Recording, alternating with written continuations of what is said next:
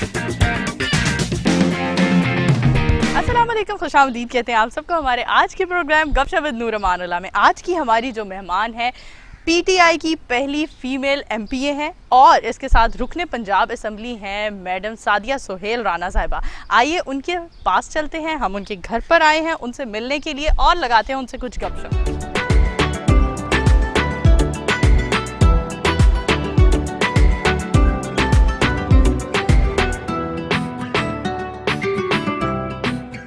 हाँ जी, हमारे साथ मौजूद हैं सादिया सोहेल राना साहिबा। अस्सलाम वालेकुम मैम। वालेकुम सलाम, आप कैसी हो? अल्हम्दुलिल्लाह, आप कैसी हैं? अल्लाह का शुक्र। मैम पहले तो थैंकफुल हैं आपके, आपने हमारे लिए वक्त निकाला। दूसरा आपसे पूछना चाहेंगे, इतनी एक्टिव हैं, कोई हड़ताल होती है वहाँ नज़र आती हैं, किसी भी किस्म की एक्टिविटी चल रही होती है मैडम हमें लाजमी वहाँ दिखाई देती है, कैसे करती है इतना सब कुछ मैनेज? असल में नूर ये होता है कि आपकी ना विल सबसे पहले किसी भी काम को करने के लिए ज़रूरी होती है और प्रायोरिटी सेटिंग। अच्छा, मेरा काम जो है ना वो मेरा इश्क है। हाँ। और मैंने अपने काम से मोहब्बत किया और दिल से किया। हाँ। और मैं काम को बड़े ईमानदारी से करने की कायल हूँ।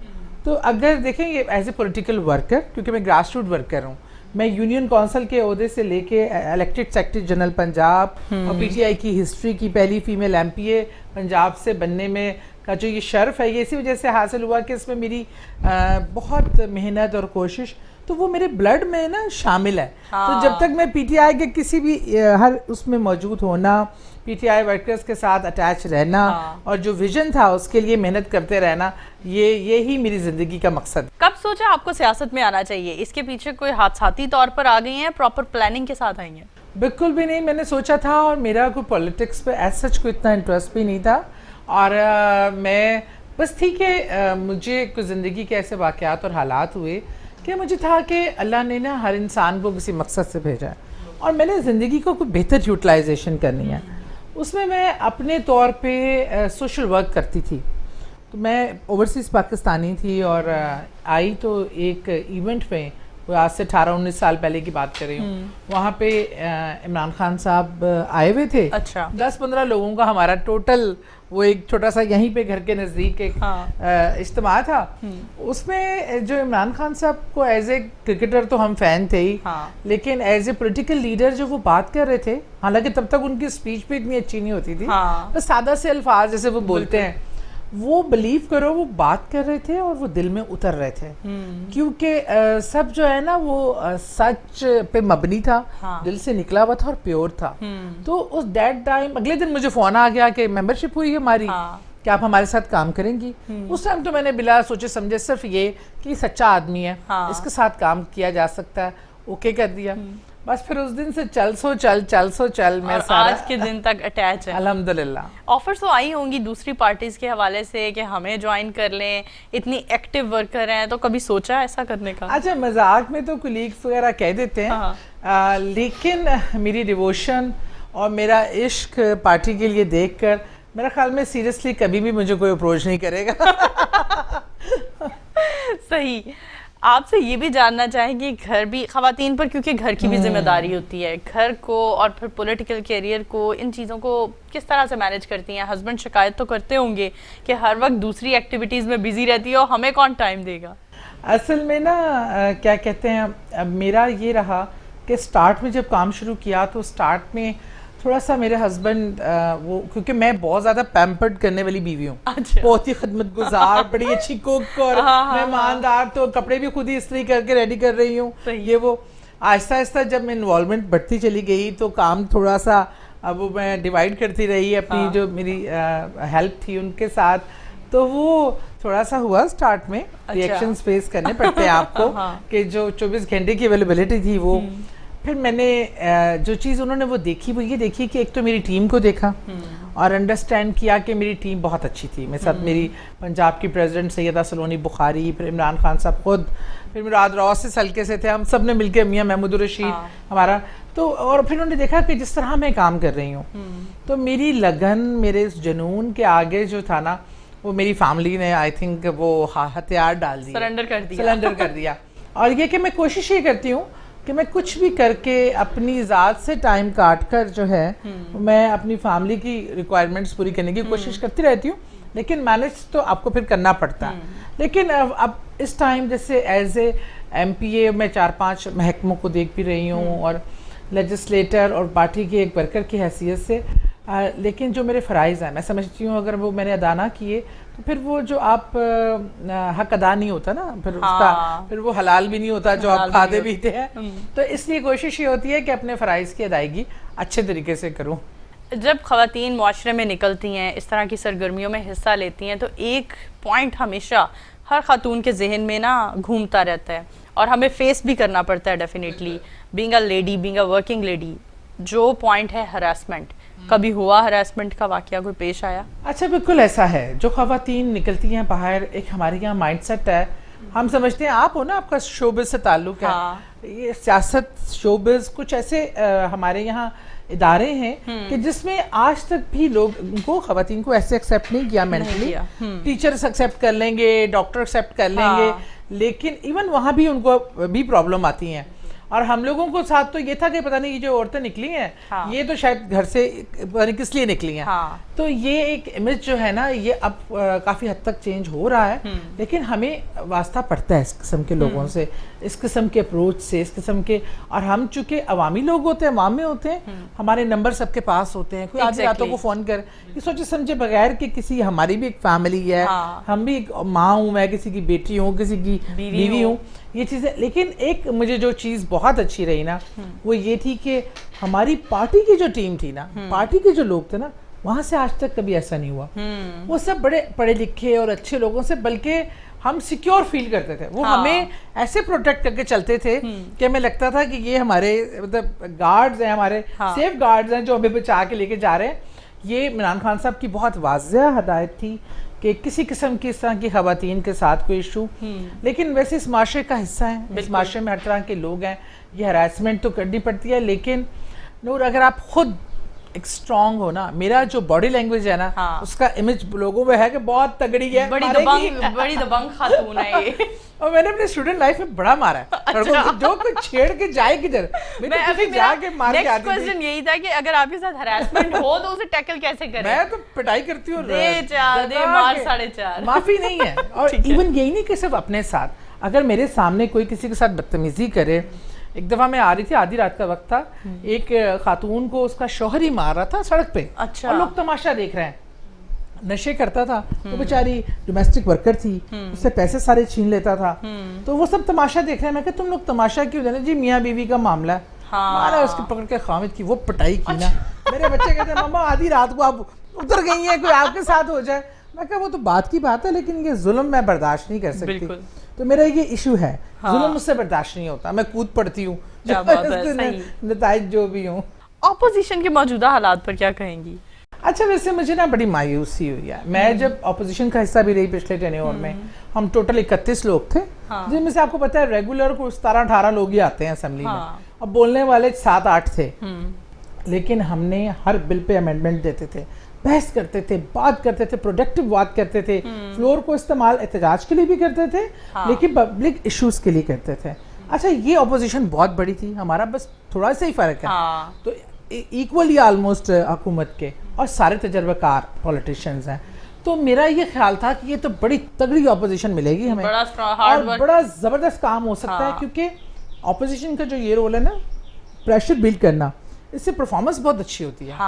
اچھا مجھے افسوس ہوا کہ جب میں نے اتنے تجربہ کار لوگوں کو, اتنی بڑی اپوزیشن کو, سوائے اپنے لوگوں کے بچاؤ کے جیل سے نکال دیں, پروٹیکشن آرڈر کر دیں, یا نعرے بازی دکھاوے کے علاوہ پروڈکٹیو کام کرتے نہیں دیکھا. مجھے ان سب سے مطلب مخالف پارٹی ہے, کیونکہ مجھے امید تھی ایک پرانی پولیٹیکل پارٹی ہے, پولیٹیکل لوگ ہیں, یہ پولیٹیکل ویژن پہ بات کریں گے, کوئی مزہ آئے گا. کوئی مزہ تبھی آتا ہے جب آپ کا مقابلہ ہو, وہ بھی کوئی اچھی ٹکر میں کوئی تگڑا کھڑا ہو, تب مزہ آتا ہے. اور اچھی دیکھو ہم جو بل لا رہے ہیں, اب کل کچھ بل لائے ہم, اور اس پہ احتجاج انہوں نے کرتے رہے, سنا ہی نہیں. اچھا وہ ہیلتھ سے اتنے زبردست لنک تھا, ہوم بیسڈ ورکر کی بھلائی کے لیے پہلی بار 10 سال بعد وہ بل اسمبلی میں آیا ہے, جو کہ ایک ریکارڈ ہے. اس کی پچھلے 5 سال بھی ہم کوشش کرتے رہے ہیں, لیکن اچھی چیزیں ہو رہی ہیں. آپ اس پہ اپنا فیڈ بیک دیں, اس کی کمی کوتاہی کو پورا کریں, بجائے وہ شور شراب ڈال کے پھاڑ کے پیپر وہ نکل گئے اس لیے کہ وہ دکھا سکیں کہ شاہ سے زیادہ شاہ کے وفادار. اگر مجھے اس اپوزیشن سے تھا, اگر یہ چاہتے they can play very vital role. پر افسوس یہ پی ڈی ایم بنانا, یہ جلسوں میں زہر اگلنا, this is not opposition role actually. ایک چیز ہمیں دیکھنے کو نظر آتی ہے, سیاست میں بڑی بد زبانی آ گئی ہے, اس پر کیا کہیں گی آپ؟ ایسے یہ افسوس کی بات ہے, کوئی اچھی بات نہیں ہے, خواہ ہماری طرف سے ہو خواہ کہیں سے بھی ہو. اب میں الیکٹرک میڈیا پہ جاتی ہوں اور وہاں بات بھی کرتی ہوں, لیکن میں کبھی بھی کسی کے پرسنلائز ہونا, بلو دا بیلٹ جانا, اس طرح کی گفتگو سے, دیکھیں ہم لوگوں کے لیے لوگ ہمیں آئیڈیلائز کرتے ہیں, لیڈر مانتے ہیں, تو ہمیں اپنی شخصیت میں, اپنی چیزوں میں وہ چیز لان, لوگ ہمیں کاپی کرتے ہیں. جب ہم جس چیز کو پھیلائیں گے لوگ اسی کو کاپی کریں گے نا, تو ہم بالکل تمیز دائرے میں رہ کے بھی آرگومنٹ سے بھی ایک دوسرے کو قائل کر سکتے ہیں. پتہ کیا ہوتا ہے اس میں تھوڑا سا قصور ہمارے لوگوں اور معذرت سے میڈیا کا بھی ہے, تو جو جتنا فلیئر اپ ہوتا ہے, جو جتنی بری زبان استعمال کرتا ہے, اس کو زیادہ پروجیکشن ملتی ہے. آج میں اگر تحمل سے بیٹھ کر بات کرتی ہوں تو مجھے شاید وہ پروجیکشن نہیں ملے گی جو عظمیٰ بخاری کو مل جاتی ہے, اعظمہ بخاری کو, کہ جب وہ آگے سے بولتی ہیں, پھر آگے سے جو جواب دینے والا ہوگا اس کو مین کیا. ہم اگر اس ٹرینڈ کو نگیٹ کریں اور ایسے لوگوں کو جو تحمل سے آرگومنٹس پہ بات کریں تو میرے خیال میں بہتری آئے گی. پوچھنا چاہوں گی سعدیہ صاحبہ, بننا کیا چاہتی تھی؟ اچھا, میں ڈاکٹر بننا چاہتی تھی, مجھے عشق تھا اس فیلڈ سے اور میں ڈاکٹر بننا چاہتی تھی. پر ہمارے کشمیریوں کا بڑا مسئلہ ہے, شادیاں بڑی جلدی کرتے ہیں. اچھا, میری میری شادی بھی کافی جلدی ہوئی, کہتے تھے ڈاکٹر بن جائے گی, اینک لگ جائے گی, بڈھی ہو جائے گی. یہ کانسیپٹ تھے بڑوں کے سے ہم بات کرتے تھے نا, تو شادی جلدی کرنی ہے اور یہ وہ, اس چکر میں ماری گئی. ڈاکٹر تو نہ بنی, مریض بن گئی. اچھا, مریض بن گئی, آپ نے ایک جملہ خود ہی بولا تو مجھے ایک واقعہ ریکال ہو گیا. ایک بڑی موٹیویشنل سٹوری ہے آپ کی, کہ آپ ڈاکٹرز نے جواب دے دیا تھا کہ یہ ختم ہو چکی ہیں, اور اس کے بعد واپس فائٹ کر کے واپس آنا. کیا اس واقعے کو تھوڑا ریکال کریں گے ہمارے؟ میری زندگی میں ایسے تو کئی بار ایسے ہوا, لیکن پریکٹیکلی 2 بار جو ہے میں میڈیکلی ڈیتھ ڈکلیئر ہوئی ہوں. اچھا, ایک بار تو میں اس ٹائم 8-9 سال کی تھی, 8 سال کی تھی, اور اپینڈکس پھٹ گئی اور 72 آورس پھٹی, ڈائگنوز نہیں ہو سکا. اچھا, پورا زہر پھیل گیا, اور 2 ہاسپٹل جو لاہور کے بہت بڑے ہاسپٹلز ہیں, میں نام نہیں لینا چاہتی, انہوں نے مجھے ڈیتھ ڈکلیئر کر دیا, اور ڈیتھ سرٹیفکیٹ کر کے باڈی ہینڈ اوور کرتے ہیں, وہ کر کے میری فیملی کو ہینڈ اوور کر دیا. اور بس وہی تیاری, میرے والد صاحب کراچی تھے ان دنوں, ان کو انفارم کیا گیا, اور اس کے بعد وہ تیاری شاید ابو کا انتظار ہو رہا تھا.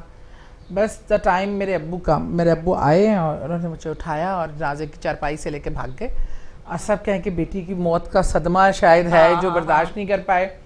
لیکن میرے والد سے میرا بڑا اسپرچل ایک ریلیشن تھا. وہ گئے ایک UCH ہاسپٹل ہے, وہاں ایک ڈاکٹر تھے, ان کے پاس لے کے, کہ ابو کو ان پہ بڑا اعتماد ہے کہ اس کو دیکھیں یہ زندہ ہے. پہلے تو ڈاکٹر صاحب بھی میری حالت دیکھ کے گھبرا گئے کہ باڈی اٹھا کے لے آئے ہیں. بہرحال انہوں نے دیکھا, انہوں نے کہا نہیں یہ نہیں ہے آپ, پھر انہوں نے کہا نہیں آپ اس یقین سے دیکھیں یہ زندہ, کیونکہ وہ زہر پھیلنے سے باڈی پھول گئی, پلس نہیں مل رہی تھی, اور میڈیکلی مطلب پلس بھی غائب تھی, ہارٹ بیٹ بھی غائب تھی.